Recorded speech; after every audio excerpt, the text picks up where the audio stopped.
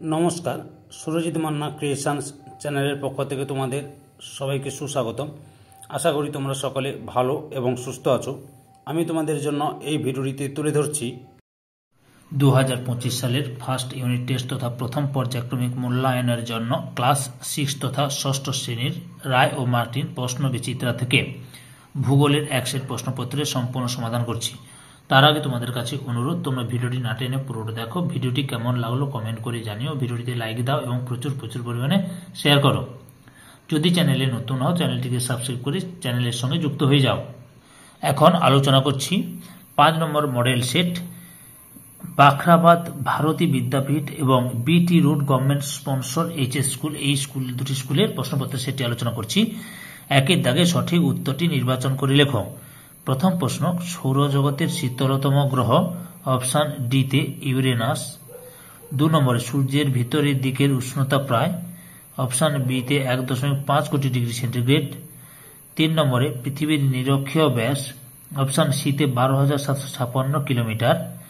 4 নম্বরে পৃথিবীর গোলাকার ধারণাকে সমর্থন করেন ভারতীয় বিজ্ঞানী অপশান সিতে আর্যভট্ট। 5 নম্বরে ভারতের প্রমাণ সময় হিসেবে ধরা হয় অপশান বিতে 88°30' পূর্ব। 6 নম্বরে অকক্ষপথ পৃথিবীর কেন্দ্র যে কাল্পনিক তলে অবস্থান করে তাকে বলে অপশান এতে কক্ষতল। 2 দাগে নিচের প্রশ্নগুলির অতি সংক্ষিপ্ত উত্তর দাও, যে কোনো 4টি। প্রথম প্রশ্ন, ভারতের মূল ভূখণ্ডের দক্ষিণতম বিন্দু কোনটি? কন্যাকুমারিকা।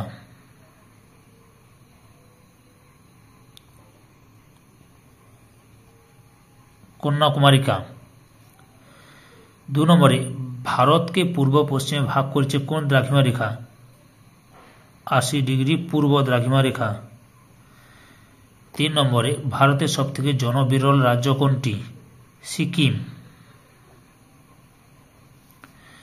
4 নম্বরে ব্রহ্মপুত্র নদ ভারতের কোন রাজ্য দিয়ে ভারতে প্রবেশ করেছে? অরুণাচল প্রদেশ দিয়ে। অরুণাচল প্রদেশ। কি বললাম? অরুণাচল প্রদেশ দিয়ে। বুঝতে পেরেছ? এরপরে দেখো, লক্ষ্য করো, এরপরে কি রয়েছে 5 নম্বর প্রশ্ন। 5 দাগে কি রয়েছে লক্ষ্য করো। 5 দাগে রয়েছে শিবালিক হিমালয়ের পাদদেশে ঘন অরণ্যাবৃত অঞ্চলকে কি বলা হয়? তরাই বলা হয়। তরাই। 6 নম্বরে ব্রহ্মপুত্র নদ তিব্বতের কি নামে পরিচিত? সাংপো নামে পরিচিত। সাংপো। 7 নম্বরে আলো আর অন্ধকারের মধ্যবর্তী স্পষ্ট সীমারেখার নাম কি? ছায়াবৃত্ত।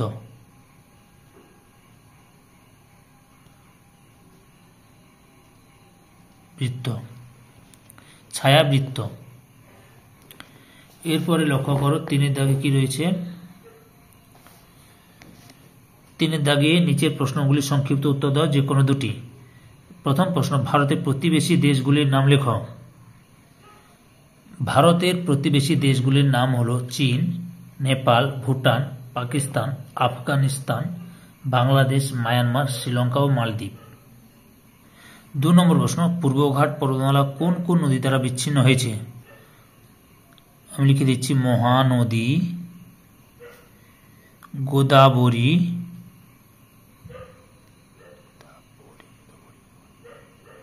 বয়কার রাশির গোদাবরী, তারপরে হচ্ছে গোদাবরী, কৃষ্ণা,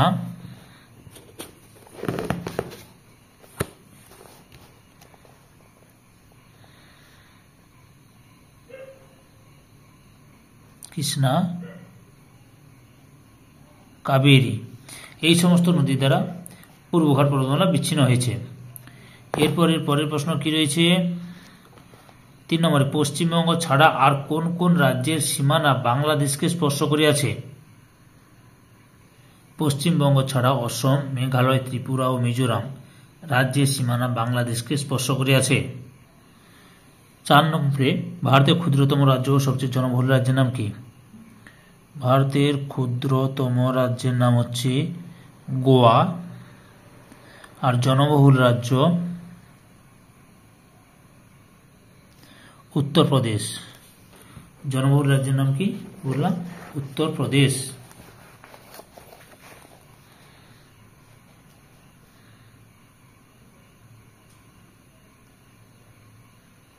উত্তরপ্রদেশ। বুঝতে পেরেছ? এরপর 4 দাগে কি আছে একটু লক্ষ্য করো। 4 দাগে কি রয়েছে?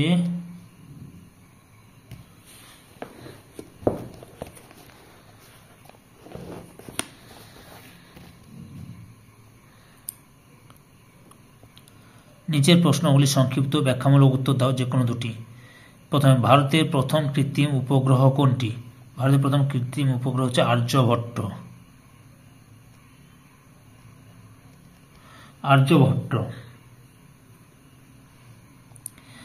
পৃথিবী থেকে চাঁদ সূর্য দুটোই প্রায় সমান আকারে দেখতে হয় কেন? সূর্য আমাদের পৃথিবী থেকে প্রায় 15 কোটি কিমি দূরে অবস্থিত, আর চাঁদ মাত্র 3,84,000 কিমি দূরে অবস্থিত। সূর্যের সুবিশাল আকৃতির জন্যই আমরা চাঁদের আকৃতির মতোই সূর্যকে দেখি, এবং বিপরীতভাবে আকৃতিতে তুলনামূলক ছোট এবং কাছে অবস্থান করার জন্য চাঁদকে এইরূপ আকৃতি দেখি।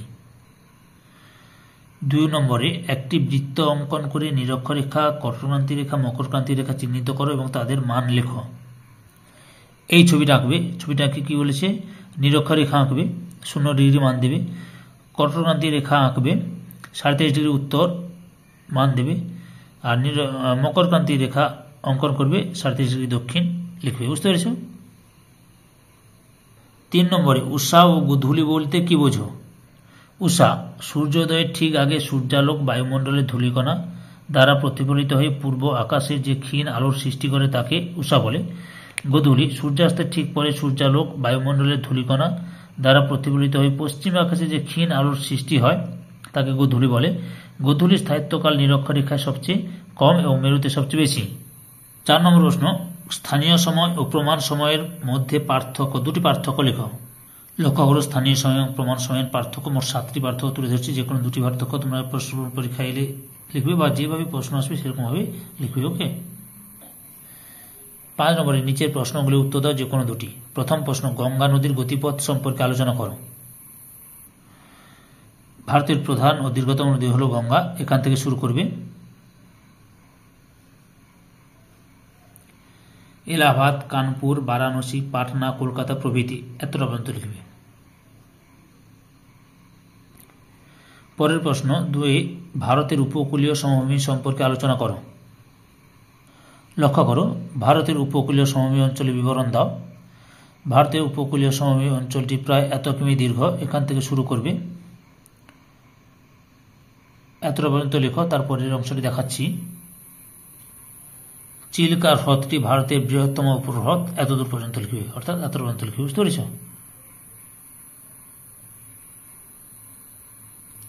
পরে কি রয়েছে? 3 নম্বরে, মধ্যভাগের উচ্চভূমি ও পূর্ব ভারতের উচ্চভূমির ভূপ্রাকৃতিক বিভাগ ও নদ নদীর নাম লেখো। লক্ষ্য করে যে পূর্ব ভারতের উচ্চভূমি, এখান থেকে শুরু করবে, এতদূর পর্যন্ত লিখবে, এবং নদীগুলির নাম যেহেতু আলাদা লিখতে বলছে, এই যে মহানদী, দামোদর, এই অঞ্চলের প্রধান নদী। বুঝতে পেরেছ? এটা পূর্ব ভারতের উচ্চভূমি। এবার হচ্ছে মধ্যভাগের উচ্চভূমি। লক্ষ্য করো। আচ্ছা, মধ্যভাগের উচ্চভূমি কি রয়েছে? এই যে মধ্যভাগের উচ্চভূমি, নর্মদা নদী, এখান থেকে শুরু করবে, এতটা পর্যন্ত লিখবে। অর্থাৎ টোটাল প্রশ্নটা এখান থেকে শুরু করবে, এতটা পর্যন্ত লিখবে। বুঝতে পেরেছ? গোদাবরী, কৃষ্ণা, কাবেরী প্রভৃতি এতটা পর্যন্ত লিখবে। না, সরি, একটু ভুল বলা হয়েছে তোমাদের। যেহেতু মধ্যভাগের উচ্চভূমি এবং পূর্ব ভারতের উচ্চভূমি বলেছে, তো এখান থেকে শুরু করবে। এই দুটি বঙ্গোপসাগরে পড়েছে, এতদূর পর্যন্ত লিখবে। এই নদী দুটি বঙ্গোপসাগরে পড়েছে, এতটা পর্যন্ত লিখবে। বুঝতে পেরেছ? পাঠ প্রশ্ন রয়েছে, কয়াল কাকে বলে? লক্ষ্য করো, কেরালা রাজ্যের মালাবার উপকূলের উপহ্রদগুলিকে কয়াল বলা হয়। বৈশিষ্ট্য, এগুলি লবণাক্ত জলের হ্রদ। এগুলি স্থলভাগ দ্বারা আবদ্ধ এবং একদিকে সমুদ্রে উন্মুক্ত। এগুলি অগভীর তবে দীর্ঘ। কেরালার জলপথ পরিবহনে এগুলির গুরুত্ব অপরিসীম। উদাহরণ, ভেম্বানাথ, ভারতের বৃহত্তম অষ্টমদী প্রভৃতি। 4 নম্বরে, হিমাদ্রি ও শিবালিকের ভূপ্রকৃতির বিবরণ দাও। লক্ষ্য করো, হিমাদ্রি সৃষ্টি, অর্থাৎ হিমাদ্রি এখান থেকে বরফ জমে থাকে, এতটা লিখবে হিমাদ্রির। বুঝতে পারছো? এবার শিবালিকের কথা বলেছি। লক্ষ্য করো, শিবালিক এখান থেকে 3 নম্বর ভাগ, যে এখানটায়, এখান থেকে শুরু করবে শিবালিক, 600 থেকে 1500 মিটার, এতটা পর্যন্ত লিখবে। বুঝতে পেরেছ? হিমাদ্রি এখান থেকে এত পর্যন্ত, শিবালিক এখান থেকে শুরু করবে এত পর্যন্ত লিখবে। পাঠ প্রশ্ন হচ্ছে কৃষ্ণা ও কাবেরী নদীর উৎসের নাম লেখো। কৃষ্ণা নদীর উৎসস্থল হচ্ছে পশ্চিমঘাট পর্বতের মহাবলেশ্বর সিংহ, আর কাবেরী নদীর উৎস হচ্ছে পশ্চিমঘাট পর্বতের ব্রহ্মগিরি সিংহ। বুঝতে পেরেছ? সম্পূর্ণ ভিডিওটি দেখে আমার চ্যানেলে পাশে থাকার জন্য তোমাদের সবাইকে অসংখ্য অসংখ্য ধন্যবাদ।